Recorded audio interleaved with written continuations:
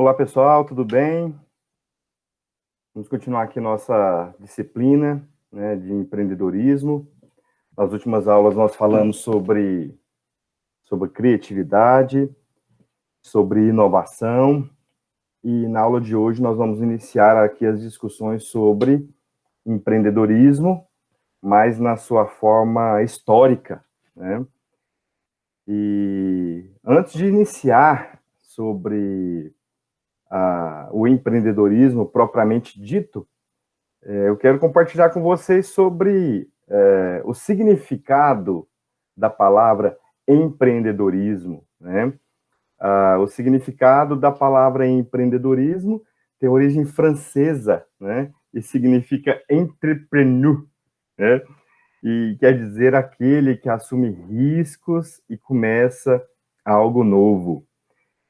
Esse significado, ele teve um impacto muito forte no conceito do próprio empreendedorismo, na definição do próprio empreendedorismo, porque o significado da palavra, ele já é uma essência muito forte para o entendimento de todo o processo empreendedor. Então, por meio dessas duas palavras-chave, se eu posso dizer assim, aquele que assume riscos ou aquele que inicia algo novo, essas duas palavras, assumir riscos e começar, não são palavras, mas são entendimentos de assumir riscos e começar algo novo, ela é o pontapé inicial, ela é o start para que nós possamos entender todo esse mecanismo que é o empreendedorismo, né? O empreendedorismo, isso acaba se tornando também uma característica forte do empreendedor, né? Assumir riscos. Claro que a gente fala sobre assumir riscos, e a primeira coisa que vem à nossa cabeça, talvez, é encarar perigo, né? Encarar um perigo. Mas a literatura de empreendedorismo traz a capacidade de assumir riscos calculados, a capacidade de assumir riscos planejados, né? É interessante, tem um autor que fala o seguinte, que assumir riscos sem calcular é irresponsabilidade, né? Não tem muito a ver com empreendedorismo, né? Tem a ver com imaturidade profissional, imaturidade de se aventurar em alguma coisa que se desconhece totalmente, né? Então, essa questão aqui de assumir risco não é, na origem da literatura, não é fazer algo desesperadamente, né, sem prévio entendimento daquilo que se está fazendo, né? E começar esse algo novo não necessariamente é algo que não exista, algo original, algo que vai ser feito pela primeira vez, né? O entendimento de começar algo novo é justamente algo novo para o indivíduo, ou algo novo para a organização naquele momento em que ela esteja vivendo. Então, é muito importante também a gente esclarecer e elucidar sobre o direcionamento dessas expressões. Por quê? Porque senão nós podemos colocar a perder ou podemos ficar eufóricos com isso, de certa forma querendo ser empreendedor e colocando tudo a perder, se nós podemos dizer assim, entre aspas, né, em função de uma teoria e de uma expressão não esclarecida, não é verdade? Então, o que é que eu quero compartilhar aqui com vocês hoje, né? Eu quero compartilhar com vocês um pouco do histórico do empreendedorismo na literatura, e quero conversar com vocês sobre alguns significados que o empreendedorismo tem para as pessoas, né? Alguns significados. É um primeiro momento de discussão, né? Mas o empreendedorismo caracteriza um indivíduo capaz de criar, modificar, conduzir, sem medo de correr riscos, em empreendimentos inovadores.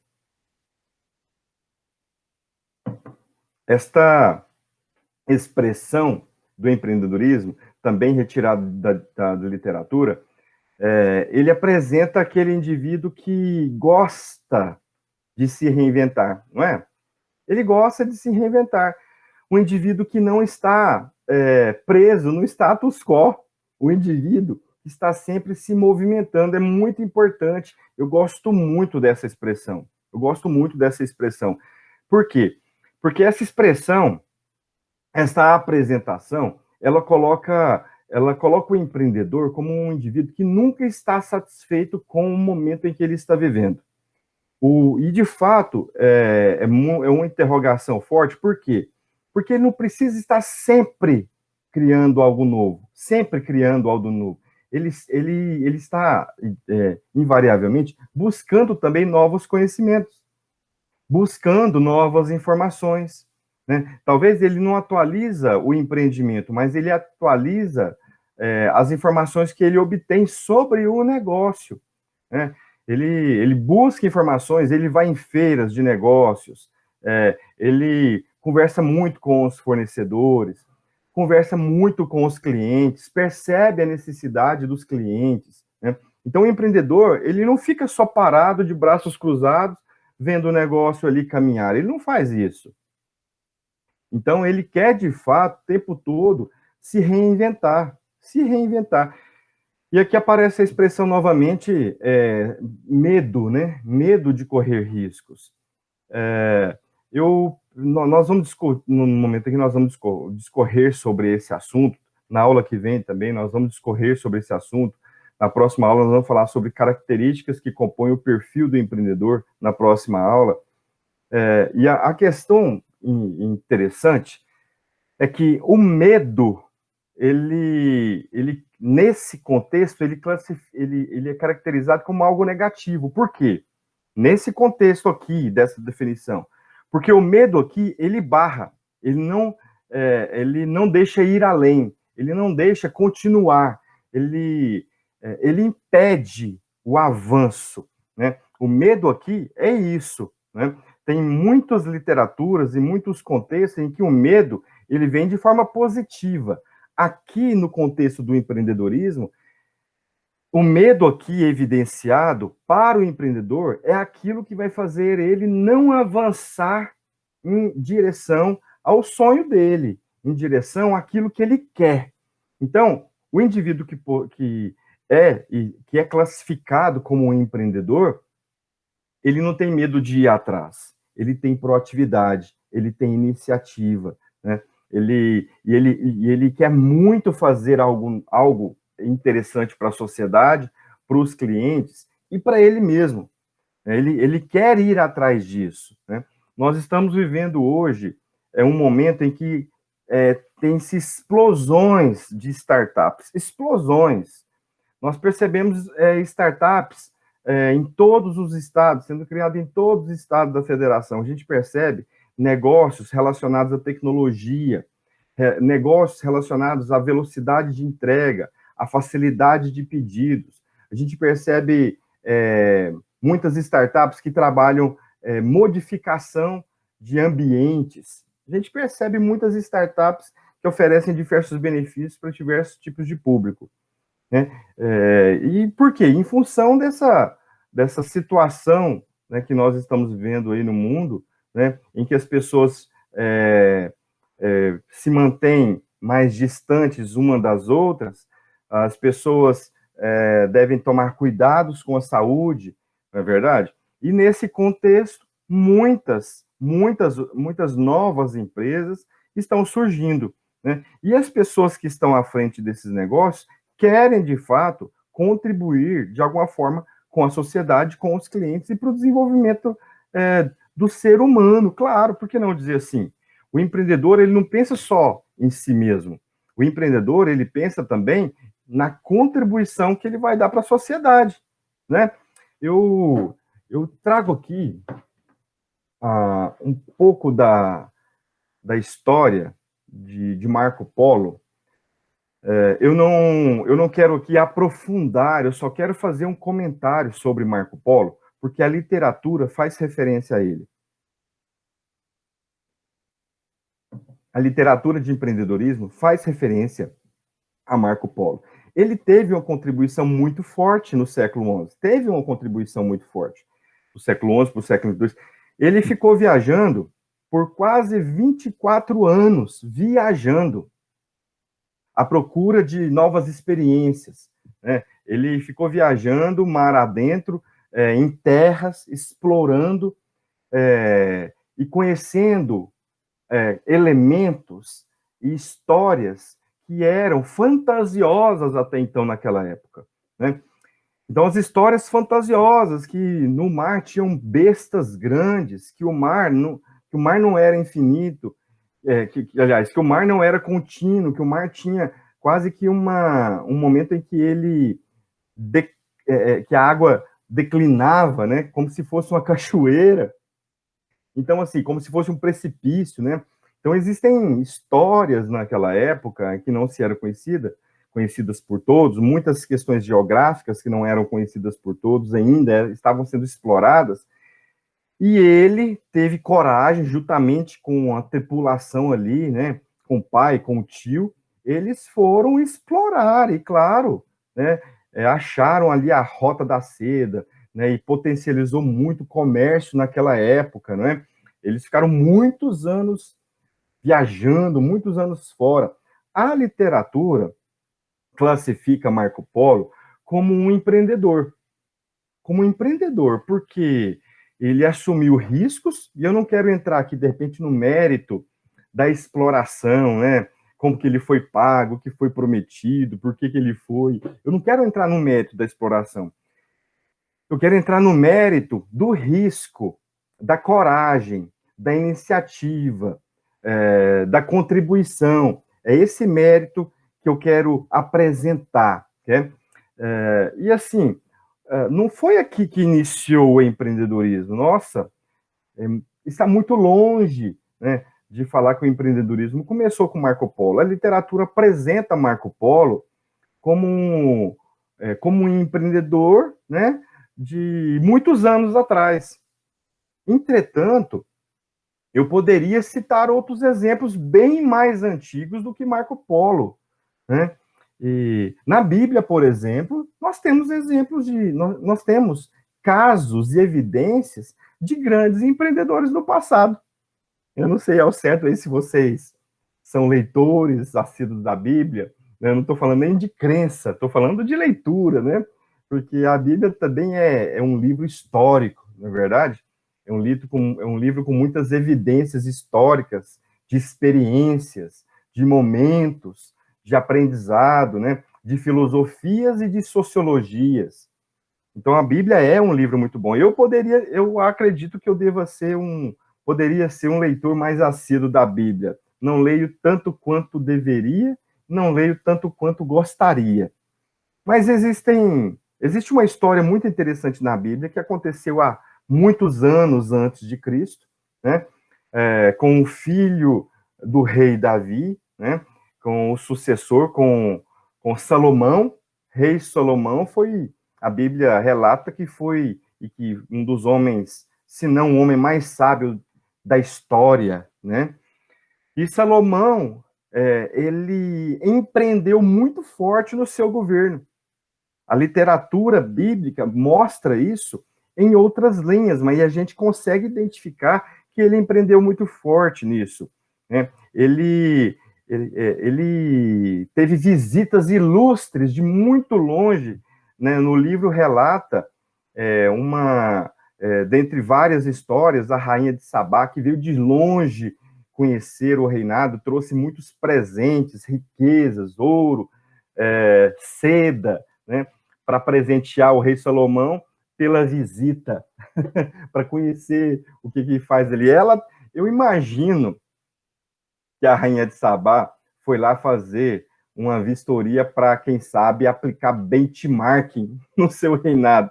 Né? Benchmarking, na verdade, é o uso das melhores práticas do mercado. Né? O uso das melhores práticas do mercado é o benchmarking. Então, quer dizer, organizações e empresas que não estão indo bem, né, no mercado, o que elas fazem? Elas visitam outras empresas para verificar o que essas empresas de sucesso têm aplicado, têm feito, e aí elas trazem, ou elas levam para suas organizações as técnicas que são aplicadas ali. um software, uma layoutização, um relacionamento com os seus clientes, a forma de relacionamento com os clientes, as formas propagandistas, né, o investimento no relacionamento com os funcionários, né, a uniformização. E aí, essa rainha foi lá no reino de Salomão para ver o que ele fazia. Eu imagino que ela estava querendo fazer um benchmarking lá no reinado dela, né, levar as melhores práticas que Salomão estava fazendo para o reinado dela. Vocês acham que não? Será que ela foi lá só olhar para os lindos olhos verdes de Salomão? Então, o livro histórico, a Bíblia relata que ele uniformizava as pessoas de acordo com os departamentos. Não está com essas palavras, mas a gente percebe nas linhas, desculpe, nas linhas. O livro relata que era tudo departamentalizado, que existia uma hierarquia de representatividade, né? Quer dizer, tinha esses superintendentes, tinham supervisores, tinham gerentes, né? Tinha o operacional, tinha o horário de trabalho, tinha o horário de descanso, né? Cada pessoa se reportava a um outro. Então, ele inovou na gestão. É isso que eu estou querendo compartilhar com vocês. Ele inovou na gestão, né? E conseguiu fazer um reinado de paz, né? E teve muito crescimento, entretanto, com paz. Então, ele conseguiu fazer um relacionamento muito forte com os reinados vizinhos, né? De linhas gerais, os reis vizinhos não queriam guerrear com Salomão. Então, isso foi uma coisa muito interessante naquela época. Posso ir mais além, posso exemplificar de outra forma. Tem o livro A Arte da Guerra. A Arte da Guerra. A Arte da Guerra é um livro que foi adaptado à gestão de negócios. Ele fala de um general, Sun Tzu, ele fala de um general em que a atividade dele era, entre aspas, prestar consultorias para reis que estavam passando dificuldades, que prestaram uma consultoria para reis que queriam vencer batalhas. Então, esses reis que queriam vencer batalhas, eles chamavam Sun Tzu. Eles chamavam Sun Tzu para prestar serviços, para melhorar a qualidade da guerra, para oferecer treinamentos, né? Em Sun Tzu tinha muitas técnicas e vencer muitas batalhas e faziam muitas estratégias novas que era desconhecimento dos reis naquela época para vencer a maior parte das batalhas que Sun Tzu estava à frente. Ele lograva êxito. Então eu não preciso de repente ficar preso só ao Marco Polo e falar que ele é um marco histórico do empreendedorismo, da literatura. Eu posso pegar vários outros exemplos. Eu sei também que se eu desse oportunidade para vocês dialogarem aqui comigo, vocês também apontariam no contexto histórico do passado ali, né, antes do século XI, exemplificações de pessoas que empreenderam, né, muito forte. A questão é que o empreendedorismo não é novo. Esse que é o fato. O empreendedorismo não é coisa nova. O empreendedorismo já vem de séculos e séculos e séculos e séculos. O que mudou? A forma de empreender. O que mudou? O contexto das organizações. O que mudou? Os modelos de negócios. Entretanto, a forma de empreender, aquilo que está dentro do indivíduo, aquela chama, né, ainda continua a mesma.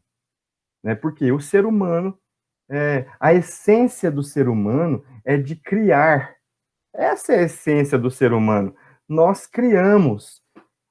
Então, o empreendedorismo tem relação justamente com isso, em criar. E vai dependendo de cada realidade, de cada situação, essa criação. Então, o empreendedorismo, a partir do século XVII, né, se nós pudermos colocar ali, em meados de, finalzinho ali de 1800, início e fim de 1800, né, lá no fim, é muito forte a agricultura nesse contexto aqui, muito forte a agricultura, a criação de vários elementos nesse inteirinho aqui, né, no finalzinho do século XVI, início do século XVII, né? Então, a gente presenciou o desenvolvimento de muitas coisas, a agricultura sendo potencializada, né? E bem no finalzinho do século XVII, nós começamos as primeiras explorações ali da máquina a vapor, né? Nós começamos ali trabalhar o ferro, né? Nós começamos ali a explorar o ferro como forma de matéria para a criação de ferramentas, né? Nesse século. Bem no finalzinho do século, a gente começa ali já a ver os irmãos Benz a fazer os primeiros automóveis, entre aspas, que se mobilizavam, eles começavam a trabalhar com carros mais pesados. Então, o século XVII ele foi marcado com muito risco, porque teve coisas novas que tinham que ser aceitas pela sociedade, né? Quando se apresentava ferramentas diferentes, a sociedade ficava observando, será que isso vai funcionar? Será que não vai funcionar? Tinha que se trabalhar muito capital, muito dinheiro, né, para isso. Então, a agricultura era muito forte, né, e, é claro, tinha que se trabalhar o escambo, a troca, e muito risco nessas relações, né? No finalzinho ali de 1800, entrando em 1900, principalmente em 1900 ali, bem no iniciozinho, a gente vive a Revolução Industrial. Porque até então, aqui atrás, nós tínhamos as fortunas, eram dos senhores feudais, né? Passavam de pais para filhos, né? Então, tinham grandes fazendeiros, grandes cultivos de algodão, né? Muito plantio, né? Então, as fazendas eram passadas de pais para filho, né? E não se tinham notícias de grandes fortunas surgindo. E grandes fortunas surgindo a partir de pessoas que não tinham nada, aconteceu no século XVIII, aconteceu no próximo século, né? No século XVIII, nós começamos a perceber empreendedores e pessoas que assumiam riscos e criavam algo novo a partir do zero, quase que absoluto. Nós temos vários relatos, né? Eu vou compartilhar algum deles com vocês, de pessoas que criaram grandes impérios, né? Com inovações, criadas a partir de inovações, fortunas criadas a partir de inovações, né? Fortunas criadas a partir de invenções. Então, veja, a indústria automobilística foi criada a partir daqui, a partir desse século, né? A quantidade de indivíduos que criaram fortunas por meio da industrialização de automóveis, aqui foi formidável. E a criação aqui de outros ramos de atividades também, a partir do século XVIII. Então, as fortunas aqui, elas começaram a se diversificar, sair da agricultura e ir para a indústria, né? Nós começamos a perceber isso aqui. E começamos a perceber um perfil diferente do empreendedor. O empreendedor visionário, um empreendedor que conseguia perceber novos produtos, né? Depois disso, quer dizer, novos produtos, a gente foi perceber isso só quase lá em Steve Jobs, né? Só lá em final de 1970, ali assim, na década de 70, ali, início da década de 80, Steve Jobs querendo mostrar a eficácia, a eficiência de um novo produto, do computador pessoal, né? Então, mas olha só, né, a criação de novos produtos, né, de novas essências, foi a partir justamente desse século, do século XVIII, né? E aí, mais tardar, nós íamos estar ali no século XIX, já com potencialização dos anos 2000, né? Mas o que a gente percebe? Que as coisas vão se modernizando. As coisas vão se modernizando, né? No século XIX e no século XX, as coisas se modernizaram, né? Os negócios ficaram mais estruturados, né? Muitos pequenos negócios surgiram, né? A partir da década de 90, nós tivemos um momento muito forte né, a partir da década de 90, no finalzinho da década de 80, no início da década de 90. A década de 80 foi marcada por muita inflação, muita inflação. Aqueles que vivenciam sabem disso, ou aqueles que leram também têm ou que vocês já tiveram a oportunidade de ler, vocês têm esse entendimento. Na década de 80, nós passamos por muitas moedas, ou seja, o país tentando fortalecer a moeda, tentando diminuir os juros, tentando diminuir a inflação, né, ia mudando de moeda, né? Nossa, tivemos ali o Cruzeiro, o Cruzado Novo, voltou para o Cruzeiro de novo. Aí nós tivemos ali no finalzinho dos anos, na década de 80, início da década de 90, a unidade real de valor, né? E aí, um passo para o real, né?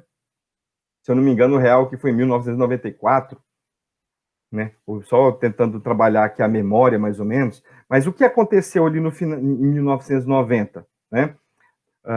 O presidente, até então, ele conseguiu abrir as fronteiras do país.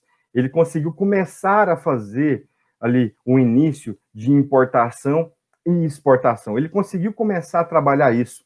Até então, o Brasil era um país eminentemente de pequenas empresas, com pouca profissionalização da gestão.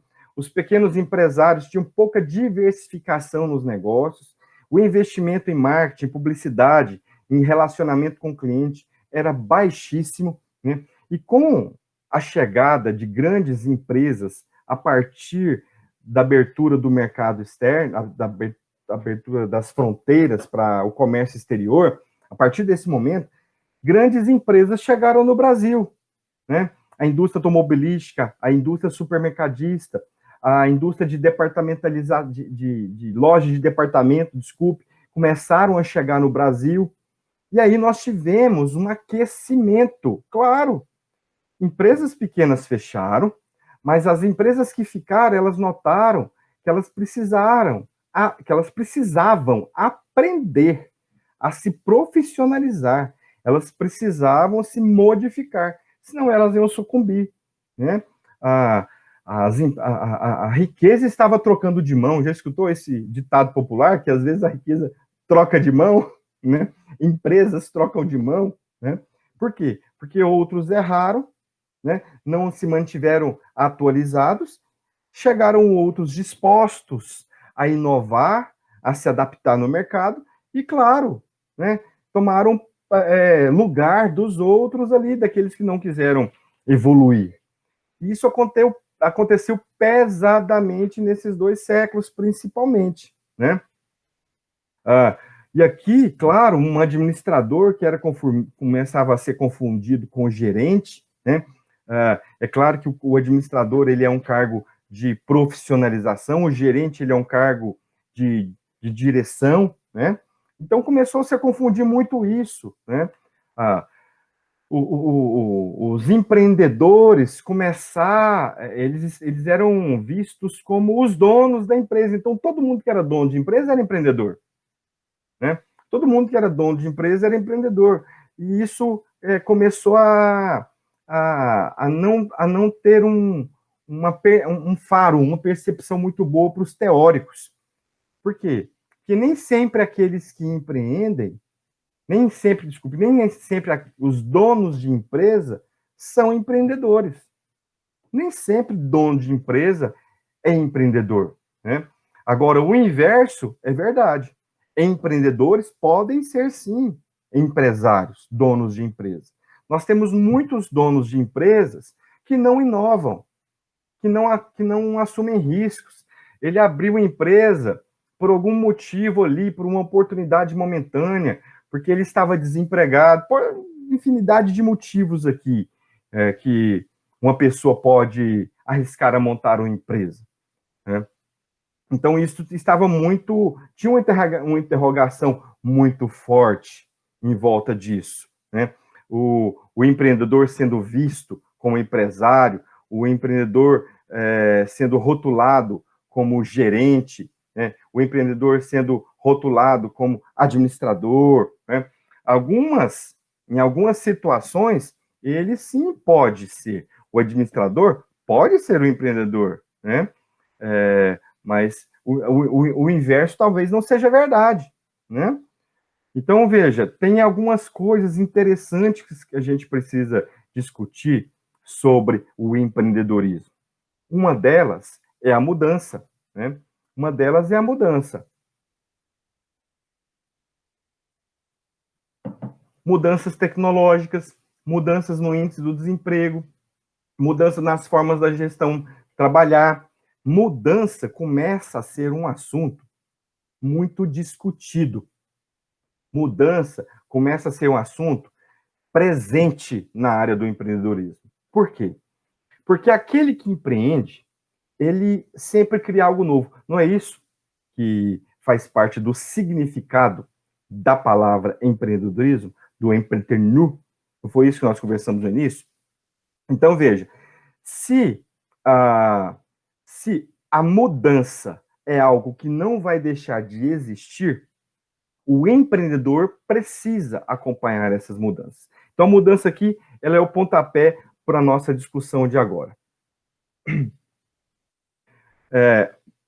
Bom, só fazendo uma relação aqui entre a mudança e o modismo, né? Modismo são momentos que a administração passa. Momentos que a administração passa. Durante todo o sistema organizacional, as empresas elas têm uma variação muito forte, uma vivência muito forte de épocas em épocas em relação a mudanças, de épocas em épocas. Por exemplo, na década de 90, na década de 80, indo para a década de 90, nós tivemos uma técnica chamada reengenharia. A reengenharia foi muito forte. Por quê? Porque negócios que não davam certo, os consultores pensavam assim, se não está dando certo, vamos reinventar essa empresa. Vamos esquecer tudo que ela tem feito e vamos fazer de novo. As empresas que tinham recursos para isso e tinham capital para isso, elas se saíam melhor de empresas menores. Saíam melhores do que empresas menores, por ter capital mais estruturado. Com esse processo de reengenharia, muitas empresas quebraram, muitas empresas fecharam. Por quê? Porque não conseguia ter a retomada. Os consultores sugeriam a reengenharia, olha, você está passando uma dificuldade muito forte no processo produtivo, vamos mudar o seu sistema produtivo inteiro. Você não está ganhando dinheiro com o rol de produtos que você tem ofertado, vamos mudar toda a sua linha de produção, vamos produzir outras coisas. Vamos vender outras coisas. Você não está dando certo com a sua equipe está preguiçosa, a sua equipe não tá dando resultado, vamos mudar a sua equipe inteira. Então, a reengenharia era uma coisa muito forte e muito extremista. O que aconteceu? Ela acabou. A reengenharia, ela começou a ser rejeitada. Então, ela foi um modismo daquela época. Nós estamos vivendo um outro modismo, já deve ter uns 10 anos. Qual o modismo? O modismo do coach. Não é? O coach é uma essência muito forte. É muito interessante, tem mudado a vida de muitas pessoas. A teoria, a essência, a técnica de coach. Tanto para aquele que é coach, como aquele que recebe a estratégia, o coach. É muito interessante. Entretanto, existem muitos profissionais que estão banalizando, que banalizam a técnica do coach, banalizam a essência do coach. E o que acontece? Quando ele trabalha a essência de maneira errada, ele não traz resultados. Quando a técnica que é apresentada à empresa não traz resultados, o que isso acontece? Rejeição. A empresa rejeita. E aí também a gente cai no modismo. Então, eu poderia falar aqui de diversas técnicas, né? Que eram modismos, né? O empowerment, o downsize, enfim, nossa, diversas técnicas que não são mais usadas. Por quê? Porque foram rejeitadas pelas organizações. Por que eu estou falando isso? Porque o empreendedorismo não é modismo. O empreendedorismo não veio para acabar. O empreendedorismo é a essência do indivíduo, é a essência.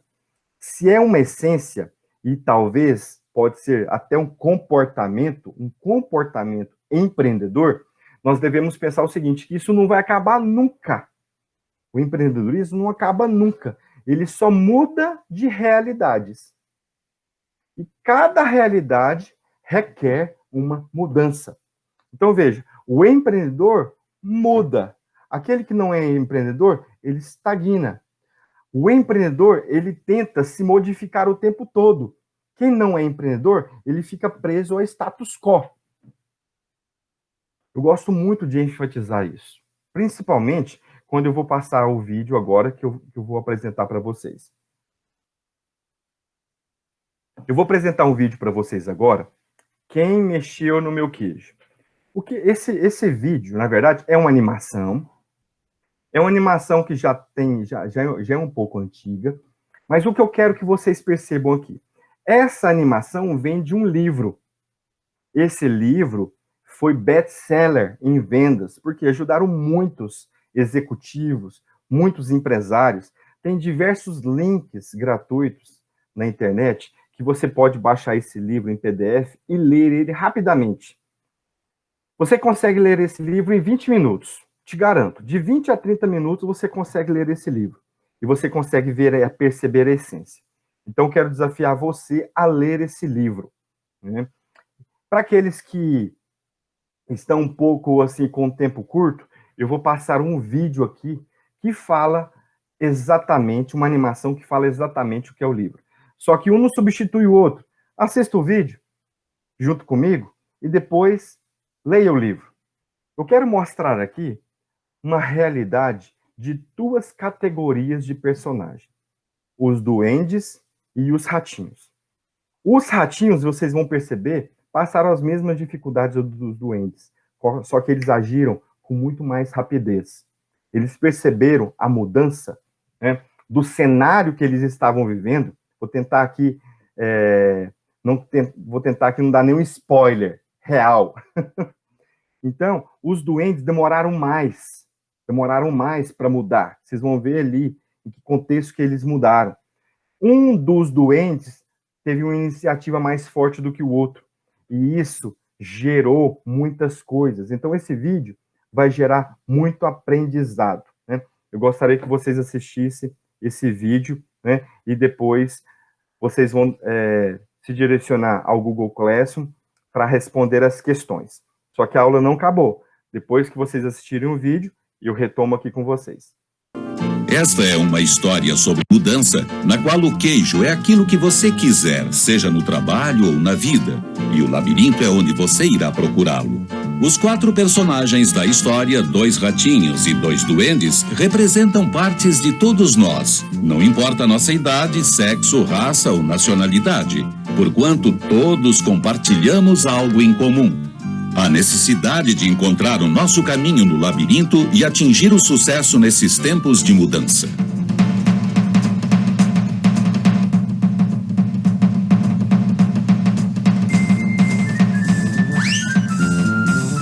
Distribuído no Brasil por Ciamar.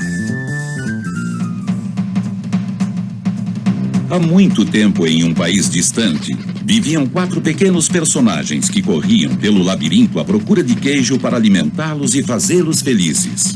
2 eram ratos, chamados Sniff e Scurry. E 2 eram duendes, seres pequeninos, chamados Hen e Haw. Embora os ratinhos e os duendes fossem diferentes, eles tinham algo em comum. Toda manhã eles saíam de casa e corriam pelo labirinto à procura de seu queijo favorito. Sniff e Scurry tinham cérebro simples, mas um bom instinto. Eles usavam o método simples de erro e tentativa. Sniff farejava a direção provável do queijo. E Scurry saía correndo. Com frequência, eles se chocavam contra a parede. Mas Hen e Haw tinham cérebros complexos, com crenças e emoções, o que tornava sua vida no labirinto mais complicada e desafiadora. Encontrar o queijo era importante para os 2 pequeninos. Era a maneira de encontrar o que eles julgavam necessário para serem felizes. Para alguns, coisas materiais. Para outros, poderia ser saúde e paz de espírito. Para Haw, O queijo significava morar com sua adorável família numa casa de campo. Para Ham, o queijo significava ser alguém importante morando numa mansão num bairro de luxo. Finalmente, todos eles descobriram seu tipo preferido de queijo no posto de queijo C. Toda manhã, Sniff e Scurry acordavam cedo e corriam pelo labirinto pelo mesmo caminho até o posto de queijo C. Sniff e Scurry penduravam no pescoço os sapatos de corrida para o caso de terem de usá-los rapidamente. Mas Ham e Hall cada dia acordavam um pouco mais tarde e caminhavam sem pressa para o posto de queijo C. Afinal, eles sabiam onde estava o queijo e como chegar até lá, e imaginaram que o queijo sempre estaria lá. Ham e Hall dispensaram seus sapatos de corrida, pois acharam que não mais precisariam deles. Maravilha! Aqui tem queijo que vai durar para sempre. Eles se sentiram em segurança, até decorar as paredes com a frase: Ter queijo me deixa feliz. Ham e Hall se sentiram tão à vontade que nem perceberam o que estava acontecendo. Por outro lado, Sniff e Scurry inspecionavam a área todas as manhãs para ver se alguma coisa estava mudando em relação ao dia anterior. Certa manhã, eles chegaram ao posto de queijo C e descobriram que não havia nenhum queijo. Eles não se surpreenderam porque já tinham percebido que o estoque de queijo estava diminuindo. Os ratos não fizeram análises exageradas. A situação tinha mudado. Logo, Sniff e Scurry mudaram. Eles logo saíram à procura de um novo queijo. Mais tarde, naquele mesmo dia, Ham e Hall chegaram ao posto de queijo C. Eles não vinham prestando atenção nas mudanças que estavam acontecendo. O quê? Nenhum queijo! Nada de queijo! Quem mexeu no meu queijo? Isso não é justo! Ei, Hen, eu sei que somos mais inteligentes que os ratos, mas não estamos agindo assim no momento. Imagine se não houver queijo aqui amanhã. Eu fiz planos contando com esse queijo. Enquanto os ratinhos Sniff e Scurry partiram para outra, os doentes Ham e Hall continuaram se lamentando. Certa noite, Hall escreveu na parede: Quanto mais importante seu queijo é para você, menos você deseja abrir mão dele. No dia seguinte, Ham e Hall ainda tinham esperança de encontrar o seu queijo no mesmo lugar. Por que fizeram isto comigo? Onde estão os ratinhos? Será que sabem de alguma coisa que não sabemos? Não, eles não passam de ratos. Nós somos doentes, temos direito ao nosso queijo. Talvez fosse melhor a gente sair por aí e procurar um queijo novo. Não, quero chegar ao fundo do problema. Quero que as coisas fiquem como antes. Enquanto isso, Sniff e Scurry penetraram mais longe no labirinto. Não pensavam em outra coisa a não ser encontrar um queijo novo. Depois de várias tentativas, os dois ratinhos encontraram o maior depósito de queijo jamais visto antes, no posto de queijo N.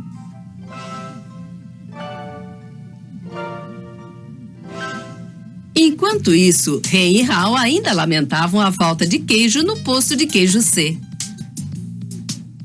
Então, o Hall começou a se imaginar correndo pelo labirinto em busca de queijo novo bem fresquinho. Ele até sentia o gostinho do novo queijo. Vamos lá, Hen. Vamos lá, vamos! Não, eu gosto daqui. É confortável. Além disso, lá fora é muito perigoso. Hal pensava no pior. Sua esperança de encontrar um novo queijo desvanecia. E assim, todos os dias, Ham e Hall iam de sua casa até o posto sem queijo C. E voltavam para casa de barriga vazia, sem nada, a não ser o estresse.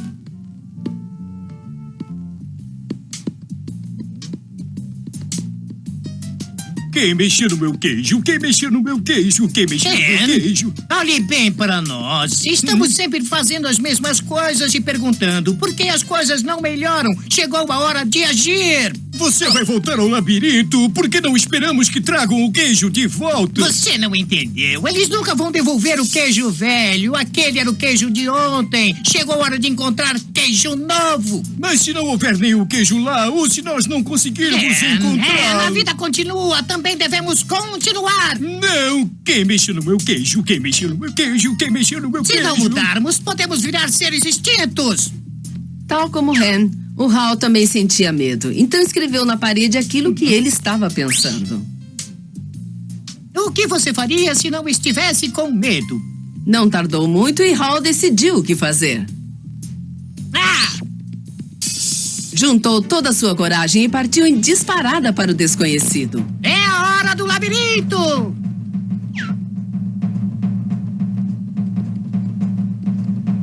A princípio, ele se sentiu perdido. Mas não tardou muito para encontrar o caminho. Voltar ao labirinto não é tão mal quanto eu imaginava. Como fui ficar nesta situação? Se eu estivesse observando o que estava acontecendo... Hal parou para escrever na parede do labirinto o que estava aprendendo. Cheire o queijo com frequência para saber quando está ficando velho. Ah! Hall esperava que essas anotações não só servissem de lembretes para si mesmo, mas também como marcos a serem seguidos pelo Rem, caso ele resolvesse entrar no labirinto. Por que será que me sinto tão bem? Não tenho nenhum queijo e não sei onde ele está. Haha! Quando você vence o medo, sente-se livre. Quanto mais claramente Hall se imaginava encontrando um novo queijo, mais real isso se tornava. O ato de me imaginar deliciando um queijo novo mesmo antes de encontrá-lo me leva até ele. Finalmente, Hall chegou a um grande posto de queijo. Mas estava praticamente vazio. Cheguei tarde. Se tivesse saído mais cedo, talvez encontrasse muito queijo aqui. Hall encontrou vários pedacinhos deliciosos de queijo novo. Não era muito, mas o bastante para que ele continuasse. Eu preciso voltar e avisar ao Ren que existe algum queijo novo aqui. Hal correu de volta para o posto de queijo C, seguindo a rota que ele tinha marcado. Ele encontrou seu amigo ainda se lamentando. O Rem nem mesmo tinha colocado seus sapatos de corrida. Oh, Ren, você parece faminto. Experimente os pedaços de queijo novo. Não creio que vou gostar de queijo novo. Quero meu queijo velho de volta. Tenho certeza que se eu continuar esperando aqui, as coisas voltarão a ser como antes. Será que o Ren irá mudar? Rem foi deixado para trás. Ele vivia à base do medo, do conforto e da negação.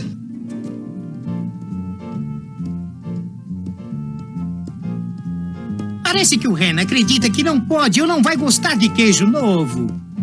Acho que ele acredita que se aventurar pelo labirinto, as coisas vão piorar. Agora vejo que se eu fizer as coisas de modo diferente, elas ficarão melhor. Quando mudamos aquilo em que acreditamos, mudamos o que fazemos. Hall encontrou pedaços de queijo aqui e ali e começou a recuperar a energia. Ele esperava que o Rem encontrasse o caminho lendo as anotações na parede. Hall abriu mão do passado e se adaptou ao presente. Ele estava em busca de queijo novo. E então finalmente aconteceu. Lá estava, em diversas pilhas bem altas, o maior suprimento de queijo que já tinha visto. Uau! Queijo novo! Será verdade? Eu estou imaginando.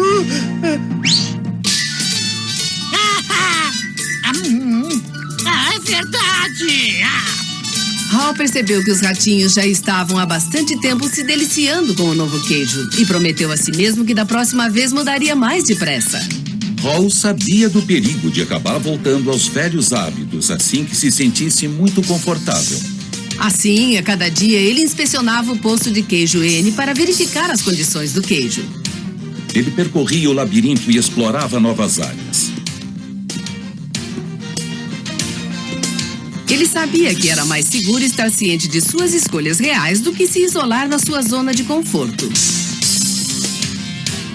Então, certo dia, Hall ouviu o que lhe pareceu ser o som de alguém se movendo pelo labirinto. Teria sido o Rem? Seria o Rem virando a esquina? Hall esperava que sim. Finalmente, seu amigo conseguiu mudar para um queijo novo e sentir o prazer.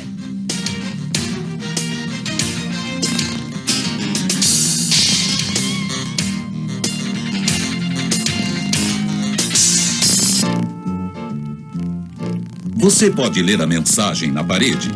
A mudança acontece. Eles continuam mexendo no queijo. Preveja a mudança. Cheire o queijo com frequência para saber quando está ficando velho. Adapte-se rapidamente à mudança. Quanto mais depressa você se desfizer do queijo velho, mais cedo vai se deliciar com o queijo novo. Aprecie a mudança. Sinta o gosto da aventura e do novo queijo. Esteja preparado para mudar rapidamente muitas vezes. Eles continuam mexendo no queijo. E aí, pessoal, tudo bem? O que vocês acharam do vídeo? Né? Tem essas reflexões aqui para vocês explorarem, né?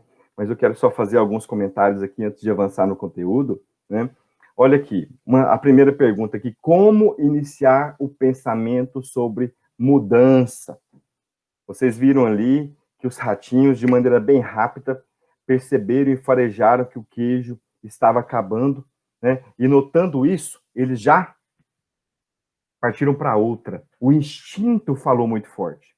Ao passo que os duendes não queriam abrir mão, não quero abrir mão disso aqui, né? Foi muito difícil achar esse posto de queijo, não quero sair, né? Começaram a lamorear, começaram a ficar tristes, né? O queijo acabou e eles ficaram ali, não é verdade? Né? Desconsolados, querendo queijo, não, eu gosto tanto disso aqui, eu gosto tanto da minha empresa, não quero que ela mude, não quero ter tecnologia aqui, não quero ter novos produtos, não quero ter novos funcionários, não quero ter gerente. Como que inicia o pensamento de mudança? Será que é da necessidade? Né? Será que é porque a pessoa tem novas intenções, tem novos objetivos? Né? Nesse contexto aqui, vocês percebem que o paradigma ele está presente, né? Porque paradigma faz parte de culturas nossas, que estão impregnados em nós, crenças que nós temos, limitações que nós temos. Então, o paradigma, ele impede a mudança. O paradigma, às vezes, ele tem medo do novo, né? Então, veja, olha lá, qual a mudança? A mudança está relacionada ao paradigma. Quais as consequências a mudança trouxe aos personagens, né? O que representa o queijo na vida real, né? Porque o queijo, em linhas gerais, ele tem uma representação para algumas pessoas e uma outra representação diferente para outrem, né? O que a gente percebe aqui é que o queijo pode ser dinheiro, pode ser sucesso, pode ser conquista, pode ser diversas coisas, né? Pode ser independência financeira, pode ser diversas coisas que o queijo. O labirinto, o que é? Pode ser o mercado, pode ser a vida, né? É onde você encontra obstáculos, né? Assim, o labirinto é onde você está à procura de alguma coisa, não é? Então, o labirinto, às vezes, você tem medo, tem insegurança no labirinto, né? O mercado, às vezes, você tem um concorrente mais forte, você tem um fornecedor que não te atende bem, né? Você tem os clientes ali que, às vezes, não entenderam o que você está querendo vender, certo? Então, eu quero que vocês olhem, pergunta, façam a reflexão interna, respondam e postem essa atividade. Pois bem, continuando aqui, vamos discutir ainda sobre o histórico, né? Nós estávamos desenvolvendo um raciocínio, né? Começando ali com Marco Polo, entrando no século XVII, XVIII, XIX, um pouquinho, mas tem alguns marcos importantes só para eu apresentar para vocês, né?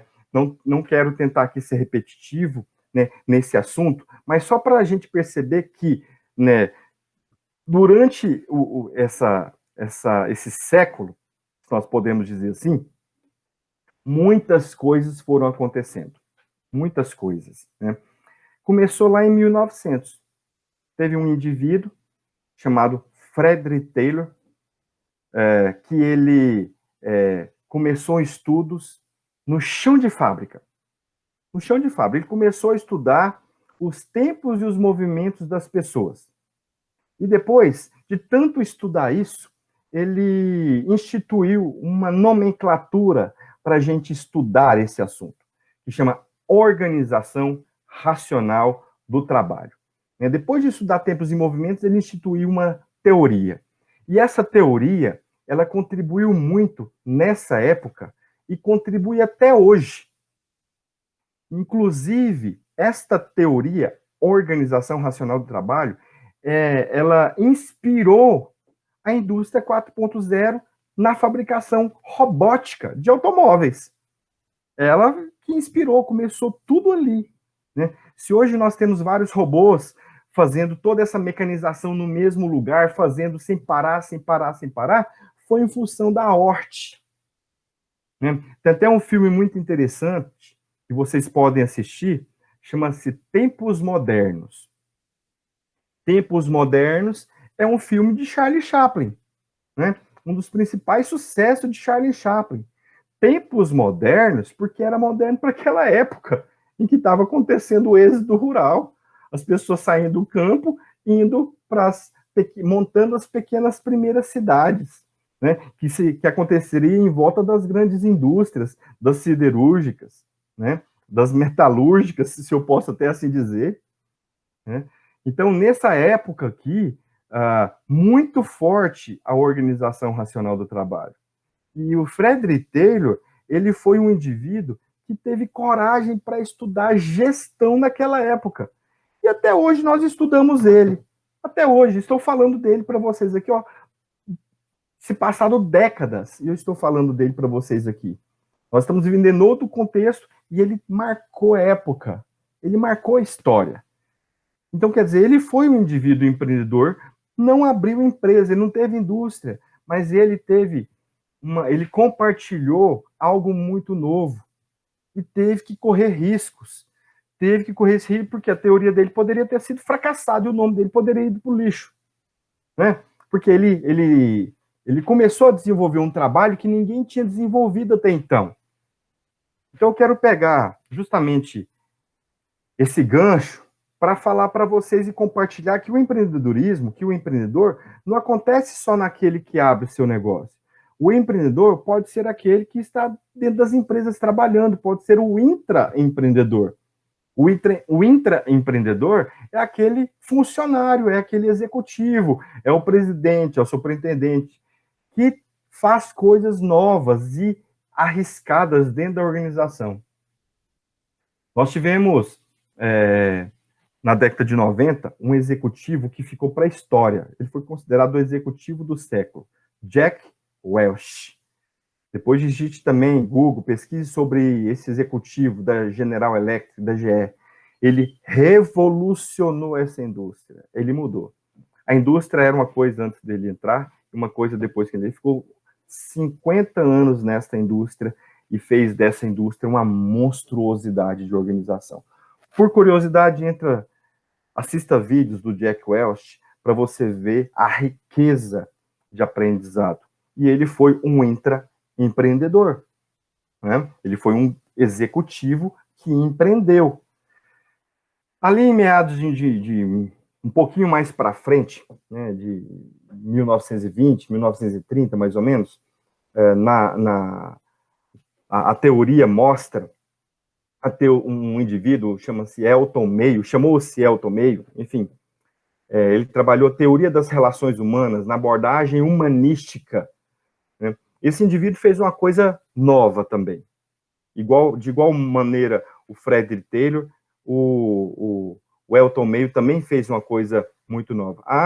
Só voltando aqui um pouquinho na década de 20, né, a partir desse trabalho, claro, do Frederick Taylor, surgiram outras coisas, né? Porque o Frederick Taylor gerou o Taylorismo, a teoria Taylorismo. E logo depois disso, nós tivemos Henry Ford, que inovou a indústria automobilística, né? E ele pegou um pouco das técnicas de Frederick Taylor para incorporar no seu negócio. Então, veja, nesse início de década, muitas coisas aconteceram, muitos fenômenos do empreendedorismo aconteceram aí nessas primeiras décadas de 1900, né? Criando novos negócios, novas formas de gestão, né? Aqui, ó, o Elton Mayo, retomando aqui nas relações humanas, ele fez um estudo muito forte em que identificou a importância das pessoas dentro das empresas. Começou aqui. Se hoje a gente vivencia um ambiente de negócios propício e forte, em que as pessoas são respeitadas, ou nós estamos ainda lutando por isso, pelo respeito ao talento, pela evidência da pessoa dentro da organização, começou ali, ó, com Elton Mayo. Então, né, ele desenvolveu um estudo na indústria de relés em Hawthorne, e, por acaso, ele foi ali estudar o impacto da iluminação no desempenho das pessoas. Ele foi estudar isso, praticamente. E o estudo foi para outro lado. Por quê? Porque quando ele começou a desenvolver esse estudo da iluminação no desempenho das pessoas, ele começou a notar que as pessoas estavam insatisfeitas por estarem ali, e que as pessoas gostaram de participar desse experimento, porque elas se sentiam úteis. E ele achou aquilo estranho, ele começou a ir mais profundo, a conversar com as pessoas, pediu autorização para a indústria para desenvolver um estudo enorme. A indústria era muito grande, né? E aí o que aconteceu? Ele ele desenvolveu um estudo que identificou a organização formal e a organização informal, e percebeu o quanto a organização informal impacta no resultado das empresas. O que é a organização informal? É justamente aquilo que acontece fora da linha hierárquica, né? As pessoas, os gestores, eles não notam que dentro da equipe, de maneira informal, tem um líder. Dentro da equipe, por exemplo, no funcionalismo, a empresa tem um colaborador que é líder nato, líder e influencia pessoas, impacta diretamente nos resultados da empresa, só que ele não tem cargo. Ele não tem cargo de direção, ele não tem cargo. Ele é um dos colegas. Ele é um dos colegas que estão ali e impactam diretamente nos resultados da organização. Isso é muito forte e impacta. E muitas organizações não reconhecem isso, né? Tentam trabalhar somente na linha hierárquica dura, não obedeceu, vai embora. Então, eu não quero aprofundar aqui nessa questão. Eu quero só levantar a bola de que lá atrás nós tivemos uma pessoa que começou a estudar o comportamento humano dentro das organizações. E ele foi um marco histórico, né? E ele teve a sua contribuição, foi muito criticado. E aí nós temos outras teorias, né? Nós começamos a trabalhar na década de 50, ou até então, pai da administração, conhecido como pai da administração, Peter Drucker, faleceu já deve ter uns 15 anos atrás. E Peter Drucker, ele foi um dos pioneiros a falar sobre objetivos, estratégias e metas, né? Ele criou a famosa administração por objetivos, né? E teve uma contribuição muito forte, né? A partir de Peter Drucker, as organizações começaram a se enxergar de outra maneira. Agora elas começavam a se enxergar como instituições que precisavam ser planejadas. Incrível, né? Incrível a gente não ter na literatura isso até então. É muito novo. E aí, daí para frente, pessoal, as coisas começaram a andar mais rápido, né? Até 1995, as coisas começaram a andar mais rápido, né? Em seguida, aí nós tivemos sistemas abertos. O que são sistemas abertos? A empresa começou a entender que ela precisava se relacionar com o ambiente externo, né? Que a empresa tinha que sair um pouquinho do ambiente interno, das práticas rotineiras, dos sistemas rotineiros, dos fluxogramas, dos organogramas, da layoutização, da produção. A empresa precisava sair disso e se relacionar com o governo, se relacionar com outros competidores, se relacionar com bancos, se relacionar com clientes, se relacionar com fornecedores. Então, a organização, a empresa, percebeu que ela tinha que fazer isso, que ela tinha que fazer análise de cenário, né? Que ela poderia fazer joint ventures, quer dizer, ela podia fazer sociedade com outras empresas e montar novos negócios. Então, a partir aqui desse momento, as empresas, o estudo sobre sistemas abertos foram incorporados para abrir mais ainda a mente do executivo, né? Que não tem um autor, mas sim um conjunto de autores, de pensadores, que começaram a falar sobre esse assunto. E até hoje a gente vive isso. Então, hoje, mais do que nunca, a gente percebe a importância de ter sistemas abertos nas nossas empresas, da empresa se considerar um sistema aberto. Então, isso é muito forte.